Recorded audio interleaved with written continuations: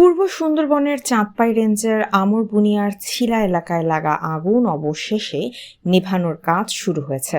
রবিবার ৫ মে সকাল ৯টা থেকেই বনরক্ষী ফায়ার সার্ভিসের পাশাপাশি কাজে যোগ দিয়েছে নৌবাহিনী, কোস্টগার্ড ও বিমান বাহিনীর একটি হেলিকপ্টার।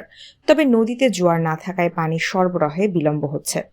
ফায়ার সার্ভিস ও সিভিল ডিফেন্স বাগেরহাটের উপপরিচালক মামুন আহমেদ সাংবাদিকদের জানিয়েছেন, সকালেই সুন্দরবনের আগুন নেভাতে তাদের ৫টি ইউনিট ঘটনাস্থলে এসেছে।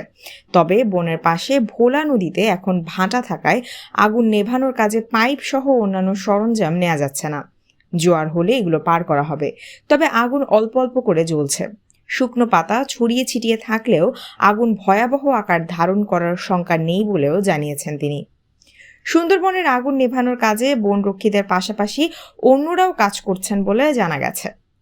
আগুন বিস্তৃত হওয়ার আগেই পুরোপুরি নিয়ন্ত্রণে আনা সম্ভব হবে বলে আশাবাদী বন বিভাগ।